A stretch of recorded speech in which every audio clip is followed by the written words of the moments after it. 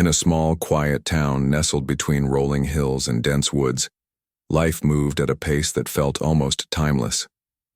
The streets were lined with cozy homes, their gardens bursting with colorful flowers during springtime. Neighbors greeted each, other warmly sharing stories over cups of coffee or while walking their dogs in the park. It was the kind of place where everyone knew everyone else's name, and secrets rarely stayed hidden for long. But beneath this picture-perfect surface, there was an undercurrent of unease, a tension that no one dared to talk about openly. Over the years, whispers had begun to circulate about the local police department. Some people claimed they had seen officers act harshly toward certain residents, especially those who didn't have much money or influence. Others mentioned how complaints against the police often disappeared without explanation, yet most folks preferred to look away, fearing retaliation or simply not wanting trouble. Among the residents of this sleepy town lived a boy named Ethan. He was only 10 years old but already wise beyond his years. With big brown eyes that seemed to notice everything and a mop of unruly hair, Ethan spent his days riding his bike around the neighborhood, playing video games, and helping his mom, Sarah, with chores. His father had left when he was just a baby, so it was always just the two of them, a team, as Sarah liked to say. Sarah worked hard to make ends meet. She cleaned houses for wealthier families in town and sometimes picked up extra shifts at the diner on weekends. Despite their modest lifestyle, she made sure Ethan never went without. They may not have had fancy things, but their home was filled with love and laughter. Every evening, after finishing dinner, they would sit together on the couch watching movies or reading books borrowed from the library. One chilly autumn evening, everything changed. Ethan was sitting by his bedroom window sketching pictures of superheroes in his notebook when he heard raised voices coming from outside. Curious, he peeked through the curtains and saw flashing red and blue lights illuminating their driveway. 2 police cars were parked near their front gate and several officers stood beside them, talking loudly. His heart raced as he recognized his mother among them. She was standing near her car looking upset. One of the officers, a tall man with broad shoulders and a stern expression, was speaking sharply to her. Ethan couldn't hear exactly what was being said, but he could tell something was wrong. Then suddenly the officer grabbed Sarah's arm roughly, and she stumbled backward trying to pull away. Ethan froze, clutching his pencil tightly. He wanted to run downstairs and help his mom, but fear rooted him to the spot. Before he could move, more shouting erupted, and moments later Sarah was handcuffed and placed in the back seat of a police car. Tears streamed down Ethan's face as he watched the vehicle drive away, leaving him alone in the house.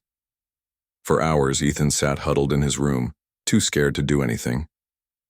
When Sarah finally returned late that night, released temporarily until her court date, she found him curled up on the couch, still clutching his superhero drawings.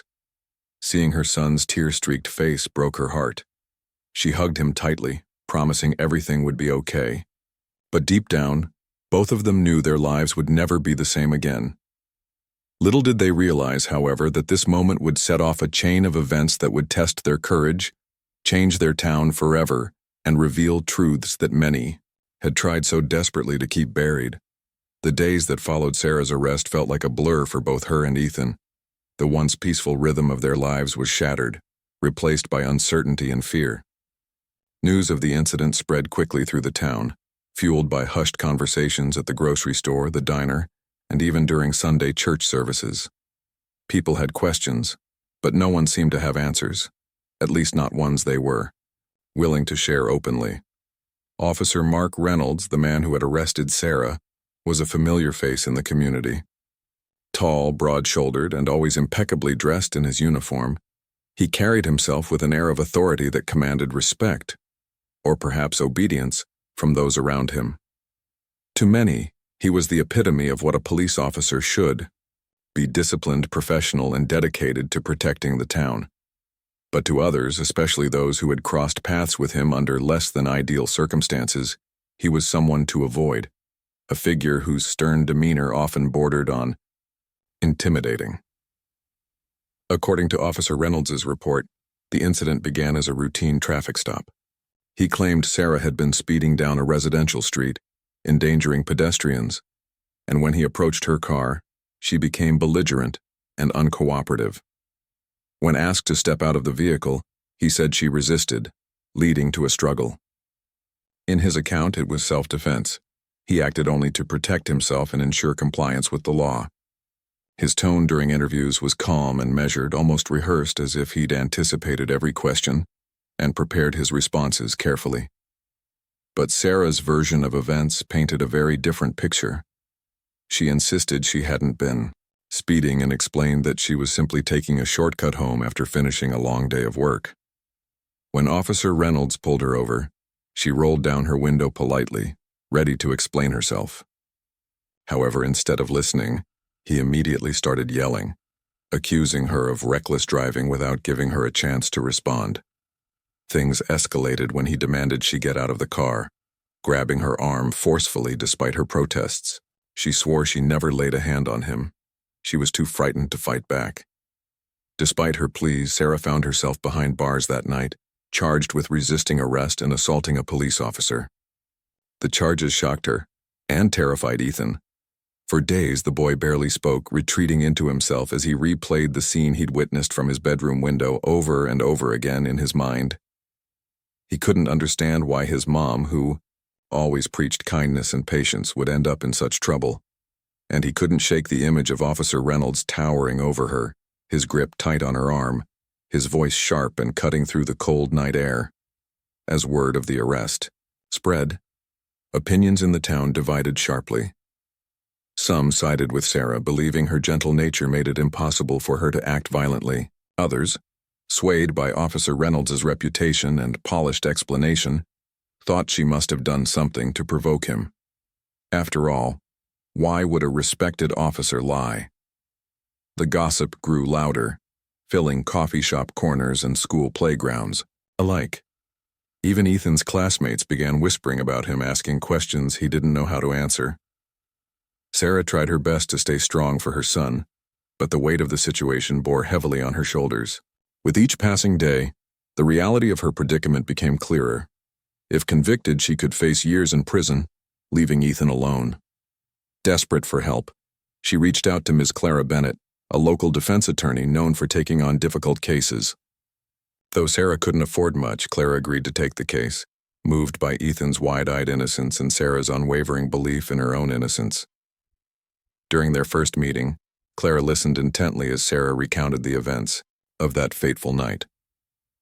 Something about Sarah's sincerity struck a chord with the lawyer, prompting her to dig deeper. As the conversation turned to potential witnesses, Sarah hesitated before mentioning Ethan. He saw everything, she admitted, softly, tears welling up in her eyes, from his bedroom window. Clara's expression softened as she realized the significance of this detail. If Ethan had seen what truly happened, his testimony could be the key to proving Sarah's innocence. But convincing a child to speak, up in court, especially against someone as formidable as Officer Reynolds, wouldn't be easy. Still, Clara promised to do everything in her power to help. For now, though, Ethan remained silent, carrying the burden of what he'd seen. Each night as he lay in bed staring at the ceiling, he wondered whether speaking up would make things better, or worse. What if no one believed him? What if Officer Reynolds found out and came after them again? These thoughts haunted him, keeping sleep at bay and casting a shadow over the bright spark of courage that flickered deep within him. Little did he know, his moment to shine was closer than he imagined, and it would change everything. The weeks leading up to the trial felt like an eternity for Sarah and Ethan. Every day was a mix of anxiety, hope, and quiet determination as they prepared for what lay ahead. The courtroom, with its imposing wooden benches and stern-faced judge, loomed large in their minds, a place where the truth would either set them free or bury them deeper into despair. For Sarah, the stakes couldn't have been higher. For Ethan, the fear of having to face Officer Reynolds again weighed heavily on his young shoulders. Ms. Clara Bennett worked tirelessly to build a defense that could counter Officer Reynolds' polished testimony. She pored over police reports, interviewed witnesses, and scoured every detail of the case. But despite her efforts, evidence was scarce. There were no bystanders who had seen the altercation clearly, and the dashcam footage from Officer Reynolds's patrol car, something that might have provided undeniable proof, was mysteriously unavailable. It seemed like the odds were stacked against them. One afternoon, Clara visited Sarah and Ethan at home to go over the final preparations for the trial. Sitting at their small kitchen table, she explained the importance of finding something, anything that could cast doubt on Officer Reynolds' version of events. As they talked, Ethan sat quietly in the corner, doodling in his notebook. His eyes darted between his mom and Clara, listening intently but saying little. "Ethan," Clara said gently after a while, turning her attention to him. "I know you saw what happened that night. Your mom told me you were watching from your window. Do you think you can tell me what you remember?" Ethan hesitated, his pencil hovering above the page. He looked down at his drawing, a superhero standing tall against a backdrop of stars, and took a deep breath. Slowly, he began to speak. At first, his words came out soft and halting, but as Clara encouraged him, his voice grew steadier. He described how he'd seen Officer Reynolds yelling at his mom, how she looked scared and confused, and how the officer grabbed her arm forcefully even though she hadn't done anything wrong. Clara listened carefully, nodding as Ethan spoke. When he finished, she smiled warmly at him. "That's very brave of you, Ethan," she said. "What you saw could make a big difference in helping your mom." But Ethan's face clouded with worry. What if no one believes me?" he asked, his voice barely above a whisper. "He's a police officer, everyone listens to him." Clara leaned forward, her expression serious yet kind. "You're right. It won't be easy. But sometimes, the truth isn't about who people believe right away. It's about showing them what really happened, step by step. And if you're willing to tell your story, I promise I'll do everything I can to make sure it's heard." Sarah reached across the table and squeezed her son's hand. "We'll get through this together," she said softly. "No matter what happens, I'm so proud of you for being brave." As the days passed, Clara prepared Ethan for what to expect in court. She explained how the room would look, who would be there, and what questions might be asked. She reassured him that it was okay to feel nervous, but reminded him that his words mattered more than anything else. Still, the thought of facing Officer Reynolds in such a formal setting terrified Ethan. He practiced his testimony over and over again, reciting it to himself late at night when sleep wouldn't come. Each time, he tried to imagine himself as the hero in his drawings, standing strong against injustice. Finally, the morning of the trial arrived. The courthouse buzzed with activity as townspeople gathered to witness the proceedings. Some came out of curiosity, eager to see how the drama would unfold. Others, like Sarah's closest friends and neighbors, came to show their support. Ethan clung tightly to his mom's hand as they walked inside, his heart pounding with every step. Inside the courtroom, the atmosphere was tense. The rows of benches were filled with spectators, their faces a mix of anticipation and unease. At the front, Officer Reynolds sat beside the prosecutor, his posture confident and composed. To anyone watching, he looked every bit the picture of authority and integrity. Across the aisle, Sarah sat with Clara, her hands clasped tightly in her lap. Beside her, Ethan fidgeted nervously, his eyes darting around the room. When the judge entered and called the court to order, the room fell silent. The prosecution went first, presenting its case. Officer Reynolds took the stand, speaking calmly and convincingly as he recounted his version of events. He painted Sarah as aggressive and irrational, insisting that he had acted only to protect himself. His words carried weight, and several jurors nodded along as he spoke. Then it was Clara's turn. One by one, she questioned the prosecution's witnesses, planting seeds of doubt about their accounts. But the real moment of truth came when she turned to the judge and requested that Ethan be called to testify. A murmur rippled through the crowd as the boy stood up and made his way to the witness box. All eyes were on him now, waiting to hear what he had to say. For a moment, Ethan froze, overwhelmed by the sea of faces staring back at him. Then he glanced at his mom, who gave him a small, encouraging smile. Taking a deep breath, he straightened his shoulders and prepared to share his side of the story. Whatever happened next, he knew one thing for certain. The truth was worth fighting for. The courtroom fell silent as Ethan stepped forward, his small frame dwarfed by the imposing wooden box where witnesses were meant to sit. His sneakers squeaked faintly against the polished floor as he climbed the single step and settled into the chair. The bailiff handed him the Bible, and with trembling hands, Ethan placed his right hand on it, repeating the oath in a voice so soft it barely carried. Across the room, "I promise to tell the truth," he whispered, his eyes fixed on the book beneath his fingers. For just a moment, the weight of the situation seemed to press down on him like an invisible force. But then he glanced at his mom sitting nearby. Sarah gave him a tiny nod, her lips curving into a reassuring smile. It wasn't much, but it was enough to steady him. Ms. Clara Bennett approached the witness stand, her demeanor calm and encouraging. She knelt slightly to meet Ethan's gaze, her tone gentle but firm. "Ethan," she began, "can you tell us what you saw on the night your mom was arrested?" Ethan swallowed hard, his throat dry. He shifted uncomfortably in the chair, gripping its edges as if to anchor himself. For a second he hesitated, glancing toward Officer Reynolds, who sat stoically beside the prosecutor. The officer's presence loomed large, his expression unreadable, but undeniably intimidating. Ethan's heart raced, but he reminded himself of the promise he'd made to tell the truth no matter how scary it felt. I was in my room," Ethan started, his voice wavering. He paused, took a shaky breath, and continued. "I heard shouting outside, so I looked out my window." His words came slowly at first, each sentence punctuated by long pauses as he gathered his courage. "I saw Officer Reynolds talking to my mom. She was standing near her car, and he was yelling at her. She didn't look like she was doing anything wrong, she just looked scared." As Ethan spoke, the courtroom remained eerily quiet. Every eye was trained on him, every ear straining to catch every word.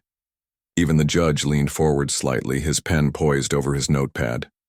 Clara nodded patiently, urging Ethan to go on. He grabbed her arm really hard, Ethan said, his voice gaining strength now. She tried to pull away, but he wouldn't let go. And then he faltered, his brow furrowing as he searched for the right words. Then he pushed her against the car. That's when the other officers came and they put her in handcuffs. A murmur rippled through the crowd, low and uneasy. Some people exchanged skeptical glances while others stared wide-eyed at Ethan, their expressions a mix of disbelief and sympathy. On the opposite side of the room, Officer Reynolds shifted slightly, in his seat, though his face betrayed no emotion. If anything, he looked bored, as if this were all some minor inconvenience. Clara pressed gently. "Did you hear what Officer Reynolds said to your mom before he grabbed her?"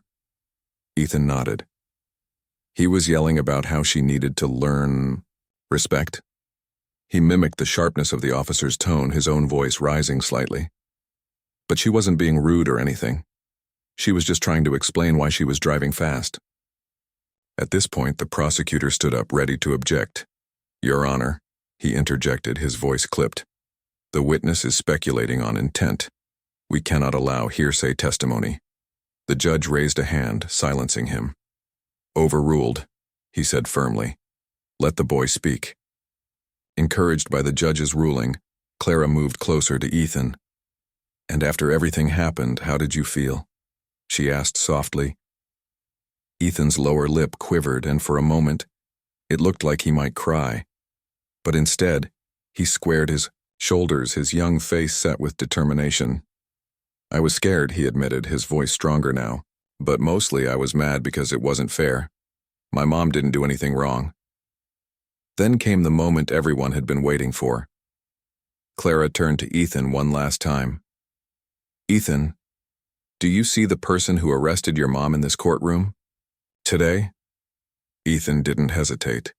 He lifted his arm and pointed directly at Officer Reynolds, his finger unwavering despite the knot of fear twisting in his stomach. "It was him," he said, his voice ringing out. The courtroom was electric with tension after Ethan's testimony. The prosecutor tried to poke holes in the boy's account, but his questions only seemed to highlight Ethan's sincerity and clarity. When the cross-examination ended, Clara stood up once more, her voice steady and commanding as she addressed the judge. "Your Honor," she said, "based on my client's son's eyewitness account, we request further investigation into the circumstances surrounding this case, including access to any evidence that may have been withheld." The judge nodded, thoughtfully, his expression unreadable. "The court will consider the motion," he replied before adjourning for a short recess. As the room emptied, whispers filled the air. People clustered in small groups, debating what they had just witnessed. Some were visibly moved by Ethan's courage, while others remained skeptical, clinging to their initial impressions of Officer Reynolds. During the break, Clara met privately with Sarah and Ethan. She knelt down to Ethan's level, her eyes warm with admiration. "You did great out there," she told him. "Really brave." Ethan managed a small smile, though his hands still trembled slightly. Sarah hugged him tightly, whispering words of gratitude and love into his ear. For the first time in days, there was a glimmer of hope in her eyes. When the session resumed, Clara pushed forward with her strategy. She argued that key pieces of evidence, namely the dashcam footage from Officer Reynolds' patrol car, had mysteriously gone missing. "This is not a coincidence," she asserted, her tone firm. "We believe the absence of this footage raises serious questions about transparency and accountability in this case." The prosecutor scoffed at her claims, dismissing them as baseless accusations. But the judge appeared troubled, ordering an immediate inquiry into the whereabouts of the missing video. This decision sent ripples through the courtroom, particularly among members of the police department who had attended the trial in support of Officer Reynolds. They exchanged uneasy glances, their confidence beginning to waver. Over the next few days, new developments emerged that would change everything.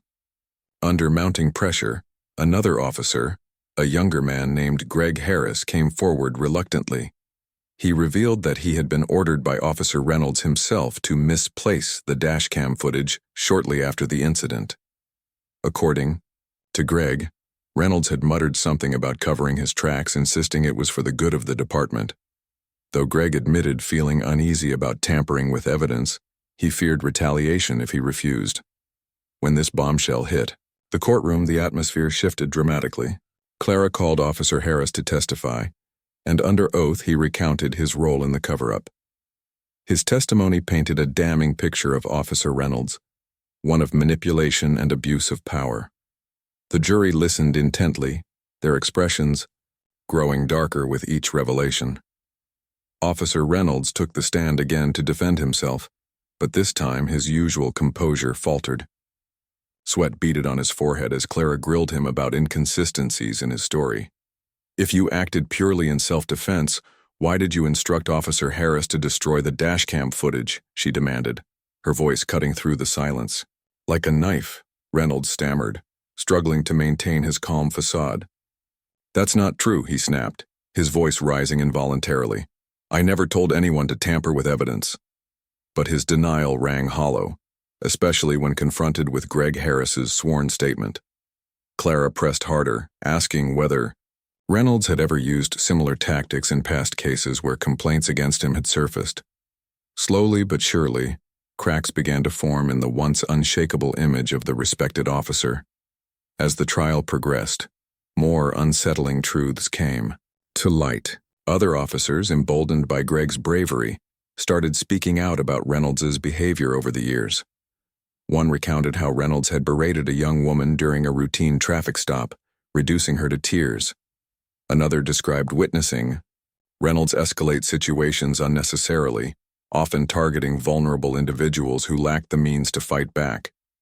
These accounts painted a pattern of misconduct that shocked even those who had initially defended him.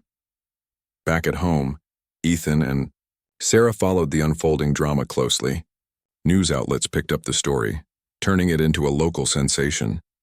The town buzzed with conversations about corruption within the police force, forcing people to confront uncomfortable realities they had long ignored.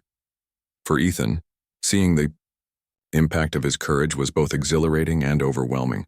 He realized that his voice had sparked something bigger than he could have imagined, a movement toward accountability and justice. By the end of the week, the prosecution's case was unraveling. What had once seemed like an open and shut conviction now looked increasingly shaky. The jury deliberated for hours, weighing the conflicting testimonies and evidence. Meanwhile, outside the courthouse, supporters of Sarah gathered holding signs that read "Justice for Sarah" and "Believe the Brave." Among them was Ethan, standing tall despite his nerves, knowing that the truth was finally coming to light. For Sarah, these moments were surreal. She had spent months living in fear, certain that the system would fail her. Now, thanks to her son's bravery and Clara's relentless pursuit of justice, there was a real chance she might walk away free and clear her name forever. Whatever the verdict, one thing was undeniable. The quiet little town would never be the same again. The courtroom was tense as the jury returned after hours of deliberation.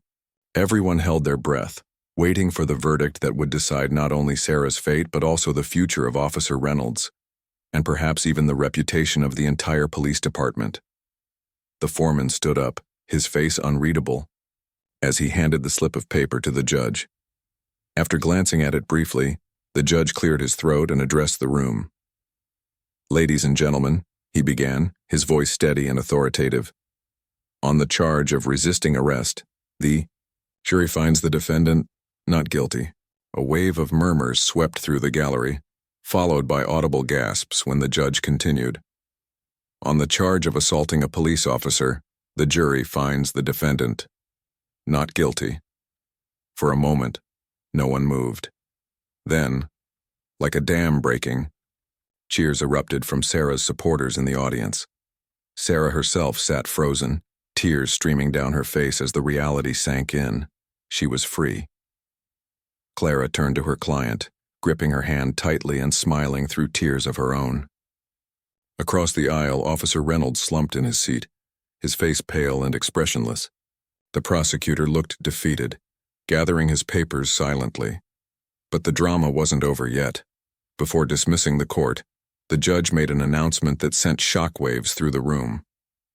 "In light of the evidence presented during this trial, including testimony regarding tampered evidence and patterns of misconduct, I am issuing an immediate order for an internal investigation into the actions of Officer Mark Reynolds and any officers involved in covering up his behavior. Furthermore, Officer Reynolds is hereby suspended without pay pending further review." A collective gasp rippled through the crowd. Some people clapped, while others whispered anxiously about what this meant for the town. For years, Officer Reynolds had been untouchable, a symbol of authority and control. Now his carefully constructed image lay shattered, exposed as a facade built on lies and intimidation. Outside the courthouse, reporters swarmed around Sarah, Ethan, and Clara, eager to capture their reactions. Cameras flashed as microphones were thrust toward them. Sarah stepped forward, her arm protectively wrapped around Ethan's shoulders. Her voice trembled but carried strength. "I never thought I'd see this day," she said, pausing to wipe away tears. "All I wanted was for the truth to come out, for people to know that I didn't deserve what happened to me. My son showed incredible courage today, and because of him we have hope that things can change." Ethan stood quietly beside his mom, clutching her hand tightly. When a reporter asked how he felt about speaking up against such a powerful figure, he hesitated before answering. "I was scared," he admitted softly, looking down at his sneakers. "But I knew I had to say something. It wasn't fair what they did to my mom, and if no one says anything, then nothing ever changes." His words resonated deeply with those listening, especially members of the community who had long suspected wrongdoing within the police force. That evening, social media exploded with posts praising Ethan's bravery and calling for broader reforms. Local news stations aired interviews with residents discussing the need for transparency and accountability. One elderly woman summed it up perfectly. "That little boy reminded us all that justice starts with telling the truth even when it's hard." Meanwhile, inside the police department, tensions ran high. Officers huddled in corners, whispering nervously about the fallout from the trial. Some expressed relief that the truth had finally come to light, admitting privately that they had always feared crossing Reynolds. Others worried about what the investigation might uncover, knowing full well that corruption often spread beyond a single bad apple. Officer Greg Harris, whose testimony played a pivotal role in exposing Reynolds' misconduct, became both a hero and a target. Supporters PR. In the weeks following the trial, the town underwent a transformation unlike anything it had seen before. The once quiet streets buzzed with conversations about accountability, justice, and reform. People who had previously been afraid to speak out now found their voices, emboldened by the courage of a young boy who stood up to authority when it mattered most. Ethan's story became a beacon of hope, a reminder that even in the face of fear, one person could ignite change. Officer Mark. Reynolds' suspension quickly escalated into formal charges. He was indicted on counts of perjury, falsifying evidence, and abuse of power. News of his legal troubles spread far beyond the town, drawing attention from state investigators and media outlets across the region. Articles were written highlighting not only the specifics of Sarah's case, but also the broader issues within the police department.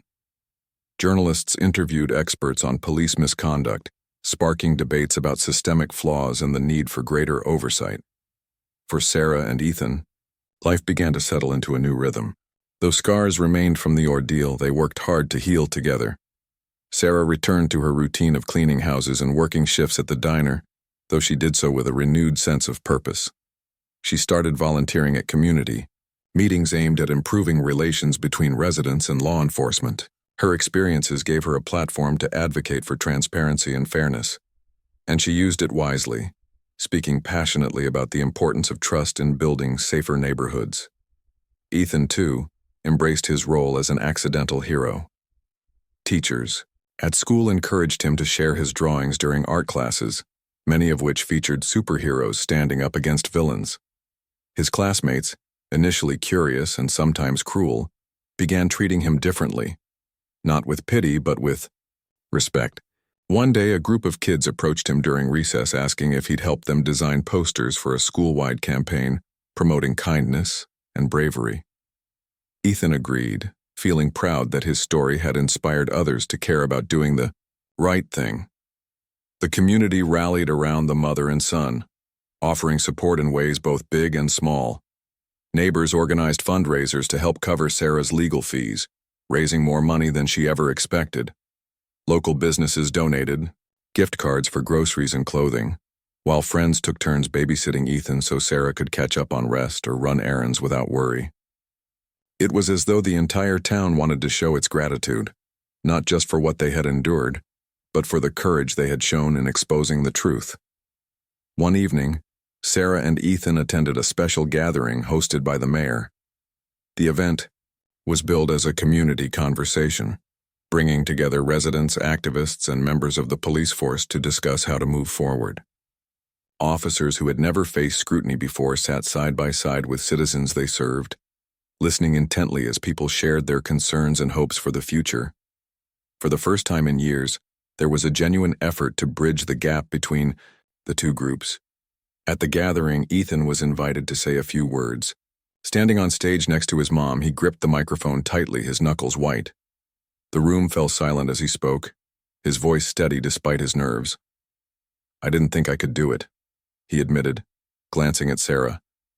"But my mom taught me that being brave doesn't mean you're not scared. It means you keep going anyway. If we all try to be brave, even in little ways, maybe things can get better." His speech earned a standing ovation, with people clapping and cheering long after he stepped down. That night, as they walked home under the glow of streetlights, Sarah wrapped an arm around Ethan's shoulders. "You know," she said, smiling softly, "you've changed this town. You've made people believe again." As autumn turned to winter, signs of progress began to emerge. The police department implemented mandatory training sessions on de-escalation techniques and ethical conduct. Body cameras were introduced for all officers, ensuring that interactions with the public would be recorded. A civilian review board was established to handle complaints against law enforcement, giving residents a direct line to hold officers accountable. While these changes wouldn't fix everything overnight, they marked the beginning of a journey toward healing and trust. For Ethan, the months ahead brought challenges as well as triumphs. There were nights when memories of the trial kept him awake, and days when whispers at school reminded him of the weight he carried. But through it all, he held on to the belief that his actions mattered, that speaking the truth, no matter how difficult, was always worth it. And whenever doubt crept in, he looked at the superhero sketches pinned to his bedroom wall, each one a testament to the strength he'd discovered within himself. Sarah often told him, "You may not realize it now, but what you did will ripple outward, touching lives you'll never even meet." She was right. Across the town and even beyond, people talked about the boy who pointed at a police officer in court and refused to back down. His story became a lesson in courage, a spark of light in dark times, and proof that even the smallest voice could shake the foundations of injustice. Months passed, and the town continued to transform in ways that felt almost miraculous. The seeds of change planted during those tense days of the trial had taken root, growing into something tangible and hopeful. People who had once avoided discussing the flaws in their community now openly embraced conversations about fairness, accountability, and unity. It was as though a heavy curtain had been lifted, allowing sunlight to stream in where shadows had lingered for too long. For Sarah and Ethan, life settled into a rhythm that felt lighter, freer. Sarah threw herself into her work with renewed energy, taking pride not just in earning a living but also in being a voice for positive change.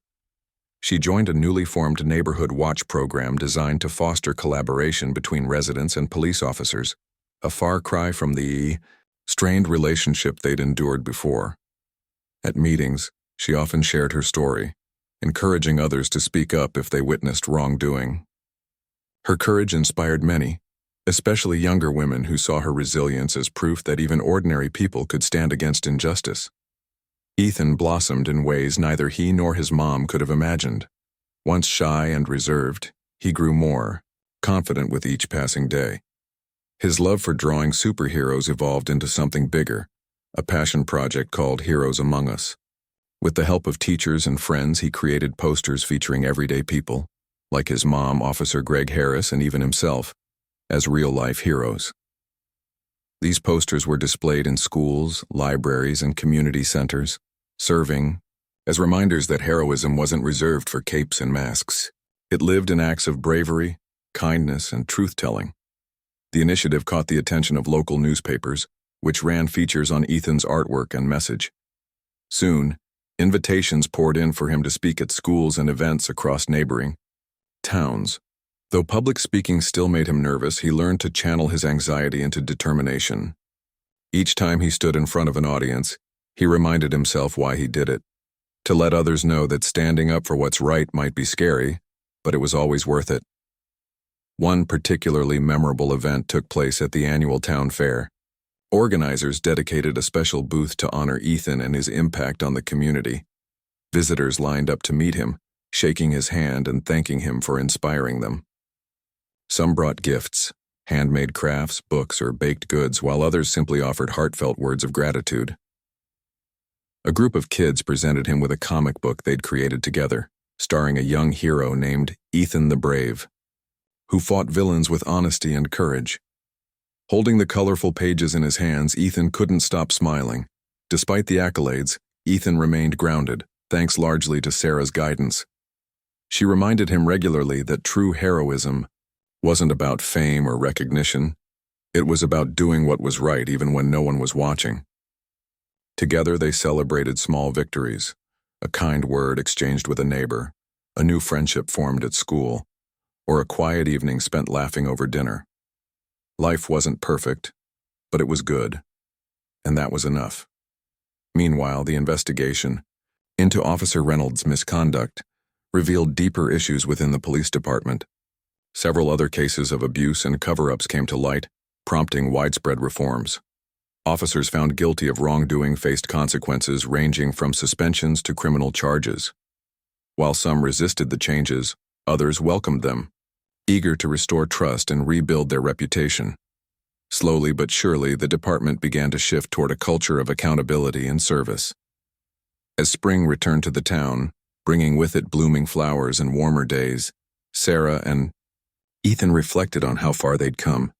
They visited the park near their home, sitting side by side on a bench as children played nearby.